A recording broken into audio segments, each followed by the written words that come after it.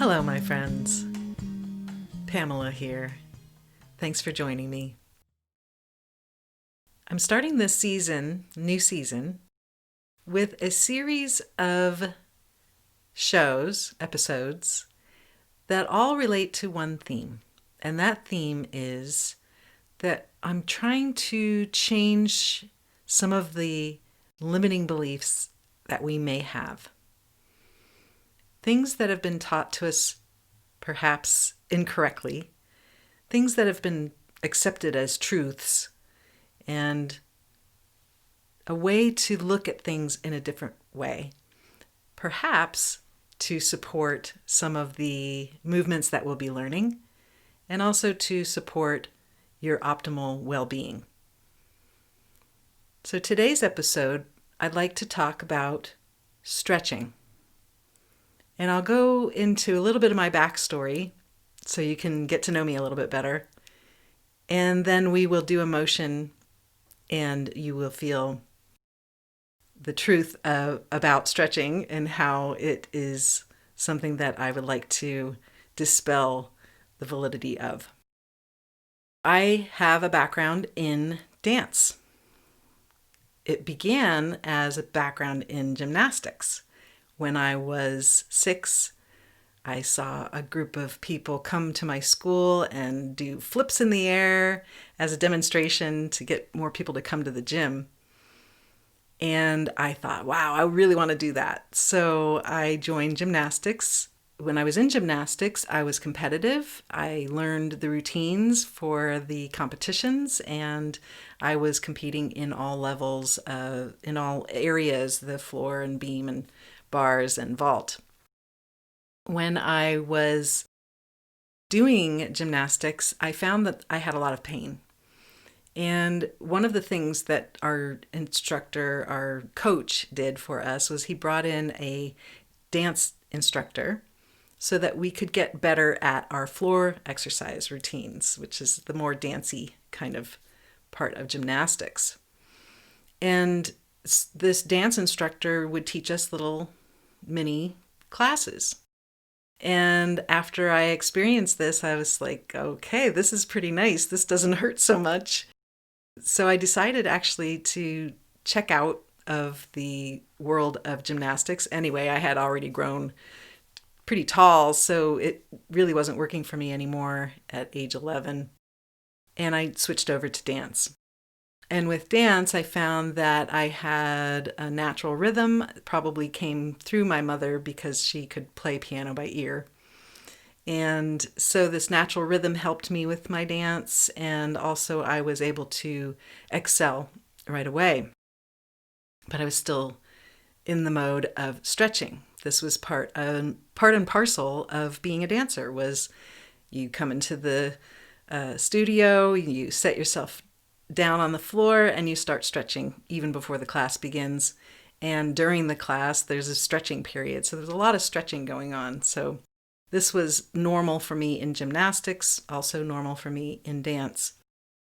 And being the personality type that I had, or I should say probably the survival mechanism or coping mechanism that I had, I was a bit of a perfectionist, and I would push myself too far into these stretches and oftentimes would stretch the muscles too far and have a lot of pain. So where gymnastics was painful, dance was less painful, except for point shoes, not my favorite. And anyway, so that was another component of my life, another part of my life was this stretching and this pain. And I actually moved to New York City when I was 17 to dance, and I did, and I got to dance with a lot of people on Broadway. I didn't actually perform on Broadway, but I was dancing in the studio where they trained these Broadway dancers. It was a pretty great experience for me, but I did decide I don't think I want to be a professional dancer. It's too iffy as far as the work and so forth. I, at that point, did quit dancing as much as I did. I still took classes occasionally, but what I found was yoga. And yoga was helpful for me to keep my body moving and to keep it lithe, but it also had the mindfulness component. And I did yoga for many, many years regularly. And in fact, I ended up teaching both kids and adults yoga for many years. But what I was finding, again, with this little perfectionism piece about myself, I was finding that I was still pushing myself to stretch rather than finding the repose within the pose. That was one of the things my instructor taught me, that phrase. Find the pose, or find the repose within the pose. And so when I wasn't finding the repose and, in fact, pushing myself too far, I was also having some pain with that. So, again, with the pain. So, what I'm getting to now is fast forward a little bit here to the place where I was diagnosed with fibromyalgia.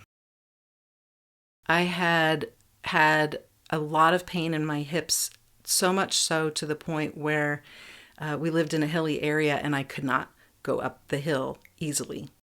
So when I went to the doctor and I said, okay, what's going on? She tested me out and said, you've got fibromyalgia. I had trouble sleeping. I had trouble, just really functioning well. And she said, well, I guess you can't walk uphill and here's a prescription. So basically, not a lot of support except to just say, this is what you have and this is what is going to be happening for you. It was at a point when I made a decision. I said, I've had enough of this pain. I want to do something different. Something needs to be different here. And so I got on the internet and looked around and was furiously looking for something that would help me with this pain. I found a small video that showed something and it said something about don't stretch. Stretching is wrong. And I thought, maybe that's the key here. I've been stretching my whole life. So I found that what he was teaching was something called Hanna Somatics. And I came to learn that Hanna Somatics is an offshoot of Feldenkrais, the Feldenkrais method. And I'll have links for all this stuff. The Hanna Somatics practitioner that I found near my house was available. And so I went over to see him and I told him about my plight. He did a little observation, got me on his table, the physical therapy table, and did one motion with me, one particular motion, that within minutes, my hip pain was gone, eliminated.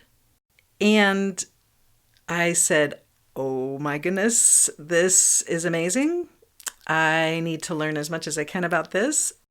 And I brought it to my family. I brought it to my friends. I started teaching it to other people that I didn't even know well because I was just so excited about it. And this became the beginning of my bodywork practice, not only for myself, but also professionally. And Hanna Somatics and Feldenkrais both are based on the concept of muscles don't stretch.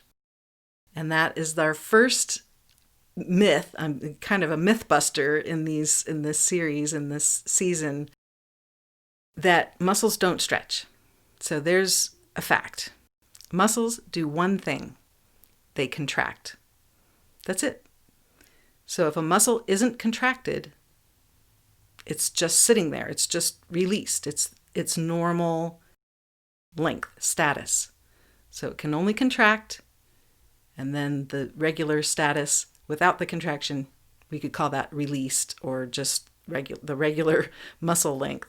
When we try to stretch, when we stretch a muscle, what we're actually doing is pulling it beyond its ability to exist in that state.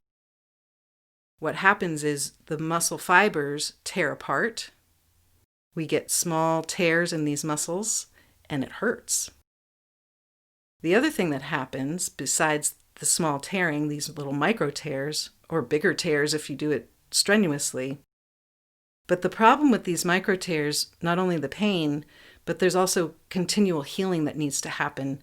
and sometimes a little bit of scar tissue forms. And so the muscles end up not being even as long as they were. The other thing that happens when you stretch a muscle is it will snap back. And when it snaps back, it will go right back to where it was originally, and sometimes even further. So it's kind of trying to get away from the stretch that you're doing. Muscles don't stretch. They don't stretch. So what I wanted to do today, besides educating you on this concept that muscles don't stretch, is to show you using one of the motions from Hannah Somatic's Feldenkrais so that you will experience what I'm saying and you'll really feel that it's true. Muscles don't stretch. If we want to use one of these motions to, let's say, extend the ability or increase the ability to turn our head left and right, we can use this concept of muscles don't stretch, they only contract and release. We can use this concept and do a little motion that will help to soften the muscles around the neck. And the reason why I chose the neck is because I know a lot of people struggle with neck pain. I did a previous episode where I focused on neck pain and we did a motion there, but this one's going to be a little bit different. That episode, I will give you links for that as well. And this one is going to focus on releasing the muscles so that you can easily turn your head. So let's go ahead and begin. Please join in. What I'd like you to do is to start by either sitting or standing and have your head facing front. And then what I'd like you to do, we're just going to do a little measurement first. As I'd like you to turn your head comfortably, and we don't want to have any pain here. This is really important. We don't want to have any pain in the movement. We also don't want to have any stretch because, again, muscles don't stretch, they tear. So we want to go to a comfortable position of turning your head. So let's go ahead and start by turning the head to the right and to just see how far comfortably, easily you can go without any tension. So just comfortably far. And kind of register that by noticing on the side wall near you how far you can see. Okay. And then come back to your neutral position. Okay. Now what we're going to do is we're going to turn our head one more time, but we're going to separate our eyes from the movement. So keep your eyes centered, looking straight ahead. And then we're going to turn the head again to the right, keeping the eyes facing forward. Okay, and now we'll turn the head back to center. So the eyes basically didn't move. They just kept, or they didn't, the view from your eyes didn't change. The eyes actually did move in your head. I know it's sort of weird because your head was turning, but not your eyes, but they were. So anyway, what we did was we differentiated the eye movement from the head movement. And this is important because what we notice is when the eyes and the head move together, this becomes a patterned movement. So now that we've separated them, let's try that again. Now we're going to turn the head and the eyes both to the right and see how far you go. Comfortably. And you may notice that you are able to turn your head a little bit further to the right than you were before.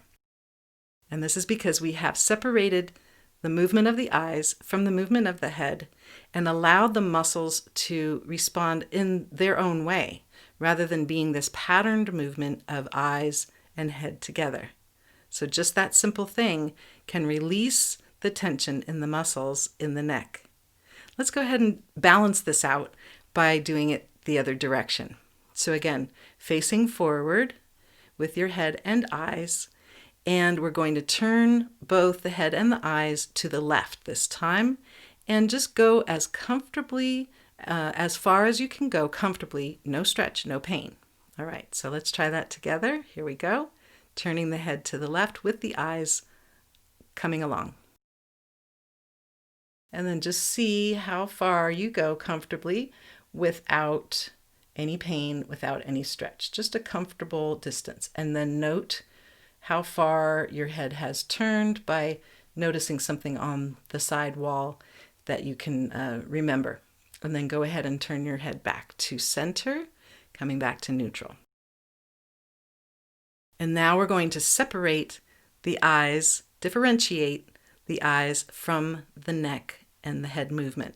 So keeping the eyes now straight forward, turn your head to the left and go as comfortably far as you can, keeping your eyes ahead or looking ahead. And then undo that and coming back to center. Okay, take a break here. Take a breath. And then try turning your head and eyes again to the left and just see how far you go.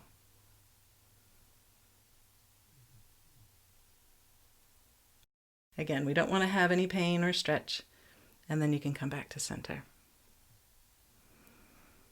So this simple movement of separating the eyes from the head turning, again, what we're undoing is a pattern that has been put into place, our normal pattern of turning the head and the eyes together.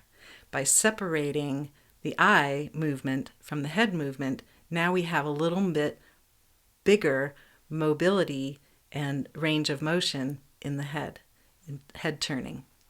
So we haven't done any stretching. All we've done is release the tension that was there in that patterned movement.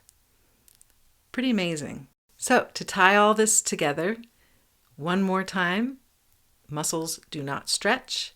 They are not built to stretch. They will tear, or at best, they will just snap back. We can release the length of a muscle. We can release the tension in the muscle and thereby getting it to elongate, but we cannot stretch a muscle. It just doesn't work. And we were able to show a way that by separating the eyes from the head movement, we can get a little bigger range of motion in the neck. And by doing that, we are softening those muscles there in the neck. No stretch involved, no pain. So that's what we have for today. I thank you so much for joining me, and thank yourself for doing this too. You can find out more at moveintoresilience.com. I'm Pamela Stokes. Take it easy.